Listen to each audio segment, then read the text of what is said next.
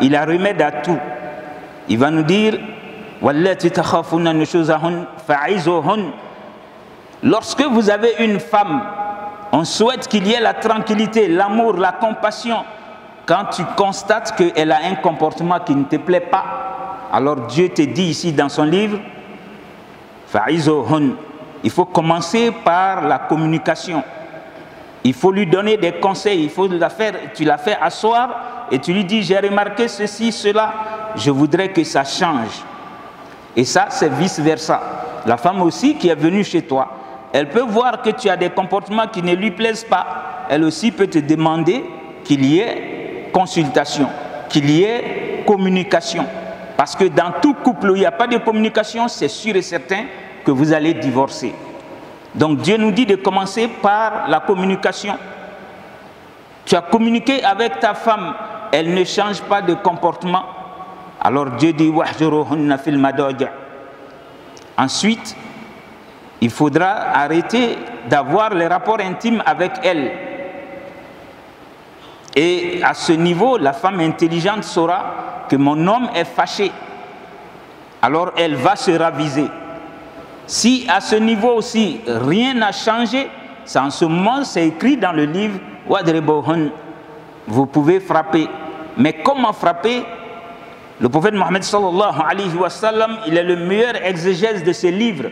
C'est sur lui que le Coran est descendu. C'est lui qui peut mieux traduire que quiconque.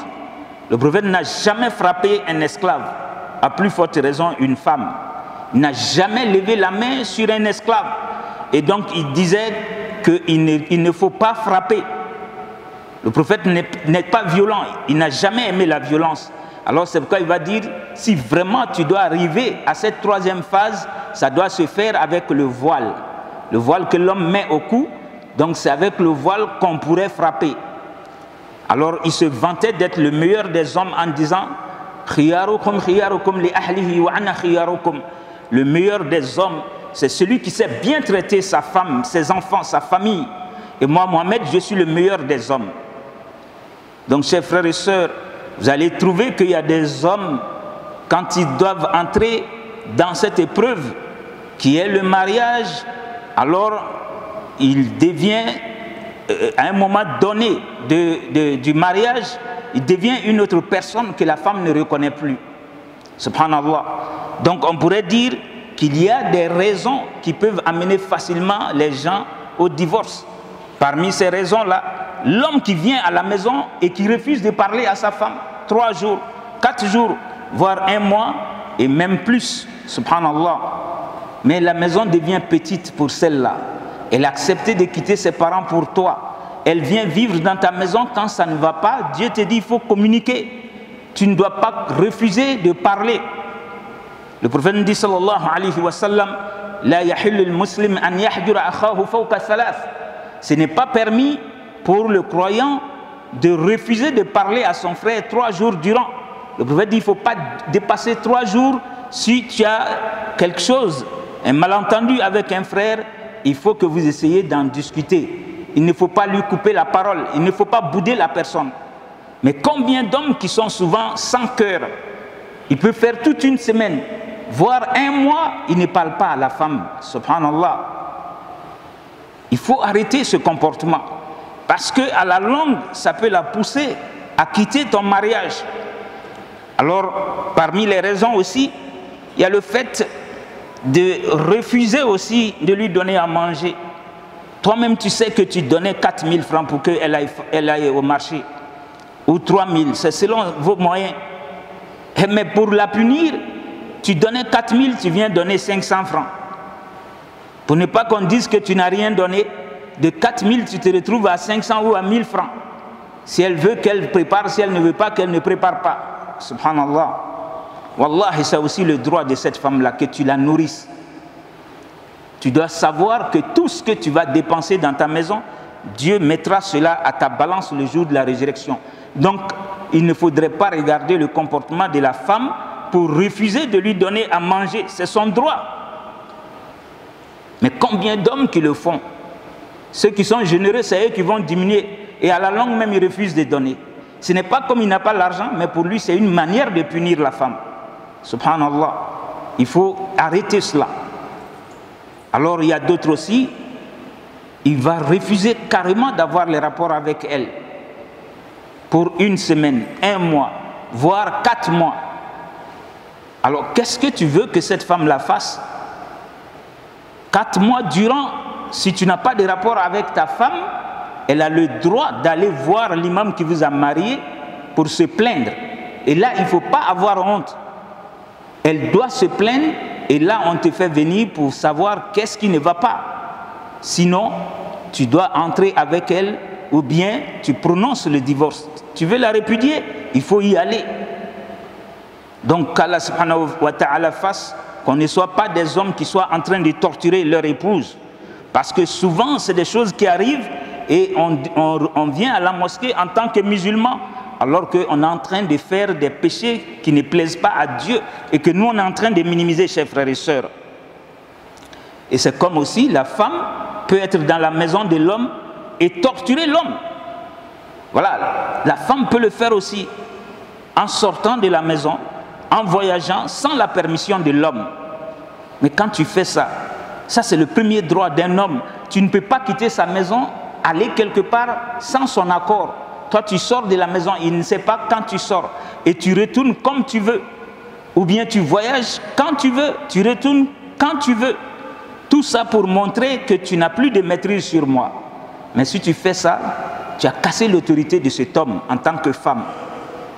Et quand il est fâché avec toi sur une bonne raison, le prophète dit, Dieu n'acceptera pas ta prière tant qu'il n'est pas content de toi. Donc pour dire que lorsqu'on est en couple, il faut faire beaucoup attention. Combien de femmes qui peuvent torturer leur mari par sa manière même de s'habiller? Elle sait que son mari aime qu'elle soit habillée décemment, mais elle peut s'habiller avec des habits transparents. Alors, ou bien des habits qui sont mal cousus. C'est-à-dire elle est habillée, déshabillée. Et elle sort comme ça, parce qu'elle sait qu'elle peut torturer son mari par cette manière-là. L'homme n'aime pas qu'elle porte des mèches. Elle en porte elle-même. S'il y a un enfant, ça dit ta fille, on fait porter des mèches aussi à ta fille pour voir quelle sera ta réaction. Subhanallah. Alors quand on arrive à ce niveau, c'est qu'on ne veut plus vivre ensemble. Mais je le dis, le Coran nous encourage toujours à dire, quand ça ne va pas entre vous, faites venir un arbitre de chez l'homme, un arbitre de chez la femme, pour que ceux-là viennent s'ajouter à vous et qui vous écoutent. Après avoir fini d'écouter, Dieu nous dit, in yurida islaha yuwaffiqullahu baynahuma. Les deux arbitres qui sont venus, s'ils sont véridiques et ils veulent que le mariage continue, ils vont dire la vérité. Après avoir fini de vous écouter, ils doivent être capables de dire, c'est vrai, toi tu es l'homme de la maison, tu es le responsable de cette famille, mais tu n'as pas raison. Et pour que le mariage réussisse, il faut qu'il y ait la vérité et l'humilité. Quand tu n'as pas raison et que les gens qui sont venus vous assister ont dit que tu n'as pas raison, ben tu dois reconnaître que tu n'as pas raison. Et tu présentes tes excuses pour que le couple puisse aller loin. Ça peut être le cas de la femme. Si on dit que tu n'as pas raison, tu dois reconnaître que tu as fauté. Et tu dois présenter des excuses aussi à ton mari. Donc, chers frères et sœurs, vous allez trouver que souvent on va sauter ce que Dieu est en train de nous dire, ces étapes-là. Et comme on ne s'entend plus, alors on ne consulte personne, on fait le divorce à la manière traditionnelle, qui est qu'on jette la femme dehors avec 200 francs. Subhanallah. On la jette dehors avec 200 francs. Alors ça vient d'où? Voilà, pour lui, c'est comme ça on a vu les parents faire. Comme je ne veux plus de toi, on jette les bagages dehors et puis voilà les 200 francs pour dire que le mariage est fini. Tout ça pour dire que nous devons apprendre notre religion. Il y a beaucoup de gens qui se marient aujourd'hui, ils ne savent pas comment se marier. Et s'ils doivent divorcer aussi, ils ne savent pas comment divorcer. Ce n'est pas de cette manière que le Coran nous dit de divorcer. Jeter la femme dehors avec 200 francs et lui dire, je ne veux plus te voir chez moi ici. Subhanallah. Wallahi, ce n'est pas ce que Dieu il te dit dans son livre. Et ce n'est pas comme ça le prophète sallallahu alayhi wa sallam te dit de te prendre avec une femme avec laquelle tu as fondé une famille pendant un moment. Tu veux divorcer, ce n'est pas de cette manière. Donc la procédure normale par rapport à l'islam, tu dois pouvoir prononcer d'abord ce mot-là. c'est-à-dire à talaq. Tu dis à la femme, tu es divorcée. À partir d'aujourd'hui, tu es divorcée. Et si tu le dis, il faut enregistrer cette date. Et la femme aussi doit pouvoir enregistrer la date à laquelle tu as dit devant elle qu'elle est divorcée. Et Allah subhanahu wa ta'ala, il va te dire dans son livre, va chercher 2 témoins. C'est comme les 2 que vous avez fait venir comme arbitre. Tu peux leur dire, alors après votre jugement, comme il n'y a pas d'entente, alors soyez témoins, moi j'ai enclenché la procédure de divorce. Soyez témoins, je suis en train de divorcer. Et quand ceux-là sont informés de cette manière, Dieu te dit, ce n'est pas parce que tu as dit qu'elle est divorcée et que tu as eu 2 témoins qu'il faut jeter aussi ses bagages dehors. Dieu te dit, vous devez vivre ensemble 3 mois durant. 3 mois durant, elle doit rester avec toi dans la maison. De la manière que tu payais ta popote, tu dois continuer de payer ta popote 3 mois durant et tu ne dois pas avoir de rapports intimes avec elle pendant ces 3 mois. Subhanallah. Dieu veut voir si vraiment vous êtes au sérieux. Quand Dieu te dit de ne pas la jeter dehors, parce que si tu la jettes dehors, peut-être après 1 mois, tu seras dans le regret. Comment aller maintenant dans sa famille pour dire que je regrette? Donc quand Dieu te dit, suis cette voie, c'est la meilleure des voies, laisse-la dans ta maison. Et dis-lui, j'ai enclenché la procédure et j'ai informé 2 personnes qui sont témoins. En ce moment-là, tu n'as plus de rapport intime avec elle. Elle sera dans son état de propriété jusqu'à voir les menstrues une première fois. Une seconde fois, elle va voir les menstrues. Une 3e fois, elle va voir les menstrues. Alors quand elle sera maintenant dans sa 3e période où elle n'est pas en état de menstrues, alors c'est en ce moment-là, je dis bien, la date doit être écrite. Si tu n'es pas revenu sur ta décision, alors elle doit ramasser ses bagages et partir chez ses parents. Et donc ça peut durer environ 3 mois. 3 mois durant, vous êtes sous le même toit, vous vous enfermez, tu donnes à manger, c'est-à-dire tu donnes ta popote, elle prépare, vous mangez ensemble. Peut-être que par son comportement, elle va se raviser, elle va présenter ses excuses. Ou toi-même, tu pourras aussi t'amadouer, comprendre que c'est mieux de rester marié que de divorcer. C'est pourquoi Dieu vous dit de vivre ensemble 3 mois durant. Alors, si vous avez vécu ensemble 3 mois durant, il n'y a pas eu de rapport sexuel, alors tu n'es pas revenu sur ta décision. Quand ça sera complété, elle doit partir. Mais Dieu, il voudrait que tu sois aussi quelqu'un de bienveillant. Au terme de la période de viduité, il faut la laisser partir librement avec tout ce que tu lui avais offert. Combien de gens qui sont méchants et qui arrachent tout ce qu'ils avaient donné à la femme. Voilà, comme on doit divorcer, je prends mon or, je prends les habits que j'avais achetés, je prends, subhanallah, wallahi, tu dois la laisser partir avec tout ce que tu lui avais donné. Ça, c'est les hommes responsables. Et ça, c'est ceux qui croient en Allah subhanahu wa ta'ala. Pourquoi tu vas retenir ces bagages? Et souvent, c'est pour dire non, c'est moi qui les ai achetés. Oui, mais tu jouissais de son corps. Il ne faut pas oublier cela. Wallahi, le fait que tu aies payé la dot n'est pas le prix de cette femme-là. Donc, elle a cru en Dieu. Ensuite, elle a cru en toi. Et pensant que tu es quelqu'un de responsable, alors elle a même voulu faire tes enfants. Aujourd'hui, si elle doit partir, qu'elle ait un enfant ou pas, tu dois la laisser partir avec tout ce que tu lui avais donné. Que ce soit la voiture, que ce soit ses habits, l'or, tout, elle doit partir sans que toi tu ne les retiennes. Mais combien de fois on a vu des gens dire « je ne donne pas ». Tu vas partir, tu vas te faire belle avec les habits de quelqu'un d'autre, mais pas ce que moi j'ai acheté. Subhanallah. Wallah, ça ne se doit pas ainsi, chers frères et sœurs. Alors, si elle doit partir aussi, wallah, Dieu te dit il faut la dédommager. Parce que son honneur est souillé. Comme c'est toi qui veux divorcer en tant qu'homme, alors tu dois donner quelque chose pour démontrer que c'est moi qui ai voulu de cette femme-là. Je suis allé la chercher dans sa famille. Aujourd'hui, je ne veux pas d'elle. Alors je la laisse partir dans l'honneur et la dignité, parce qu'elle peut être la mère de mes enfants. Elle a été ma femme avec qui les gens m'ont vu dans la rue.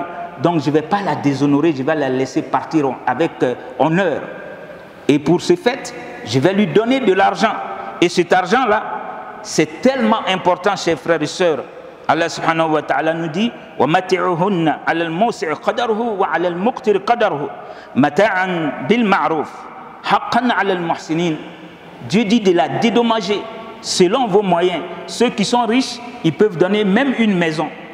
Ils peuvent donner de l'or et donner de l'argent conséquemment pour que cet argent-là puisse couvrir ses dépenses de santé, ses dépenses de nourriture et même de logement.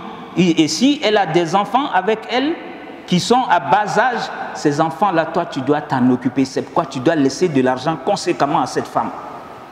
Les gens pensent que c'est les Blancs seulement qui ont pensé à ça et ils ont pris ça dans notre religion. Quand tu divorces avec une femme qui a des enfants, elle doit les allaiter ou elle doit s'en occuper, alors chaque fin de mois, on doit te dire de ton salaire, on va prendre tel montant pour remettre à cette femme-là pour qu'elle puisse s'occuper d'elle-même et de tes enfants, malgré qu'elle ne soit plus ton épouse. Alors, combien de gens, même devant la justice, ils acceptent, mais après, ils refusent de donner. Et la femme doit traîner avec les enfants. Elle doit tout faire pour nourrir tes enfants. Et demain, tu vas te présenter et te vanter en disant que ce sont tes enfants, alors que tu t'en es pas occupé. Subhanallah. Donc, chers frères et sœurs, qu'Allah subhanahu wa ta'ala fasse que si on veut divorcer, qu'on le fasse dans la tradition. Alors, si la femme doit partir, elle ne doit pas partir en état de menstru. On ne divorce pas quand la femme est en état de menstru. Et quand on doit divorcer aussi, on doit divorcer une fois. On ne dit pas à la femme, je t'ai divorcé 3 fois. Ou bien, je t'ai rendu haram comme ma mère. Souvent, il y a des gens qui utilisent ces mots-là. Dieu nous dit de nous en éloigner. Elle ne peut pas être ta mère. Et donc, quand tu divorces une seule fois. Et on doit savoir, dans notre religion, le divorce plutôt n'est pas l'apanage des hommes. C'est-à-dire que ça n'appartient pas seulement aux hommes. La femme peut divorcer pour des raisons aussi. Si par exemple, tu es très avare, tu ne lui donnes pas ses droits, tu ne lui donnes pas à manger, elle souffre par ton comportement, tu es prêt à aller commettre l'adultère jusqu'à aller faire des enfants dehors. Mais la femme peut divorcer aussi. C'est bon que les hommes le sachent. La femme dans notre religion ne doit pas divorcer sans raison. Mais ça, c'est des raisons qui peuvent amener la femme à demander aussi le divorce. Tu es devenu alcoolique, tu ne peux pas te passer de l'alcool, eh bien la femme peut divorcer. Tu refuses de prier, la femme peut divorcer. Tu es devenu homosexuel alors qu'elle a besoin d'un homme dans sa maison. Alors toi, tu n'aimes plus les femmes, tu aimes les hommes, elle peut demander le divorce. Et elle doit divorcer. Alors tu renies ta foi musulmane, elle doit dire, moi je ne veux pas vivre avec quelqu'un qui n'est pas musulman. Ou bien tu entames un voyage, on ne sait plus où tu te trouves sur terre, tu n'écris pas, tu n'appelles pas. La femme ne va pas rester constamment comme ça. C'est un être humain, elle doit assouvir son instinct. Donc elle peut divorcer parce que ça fait 5 ans, 10 ans, on n'a pas de tes nouvelles, elle ne restera pas ta femme. Elle peut divorcer. Et souvent, il y a des mauvais maris, même présents. Il a un mauvais comportement avec la femme. Il dit, même si tu sors, tu vas au bout du monde, tu vas avec mon mariage. Non.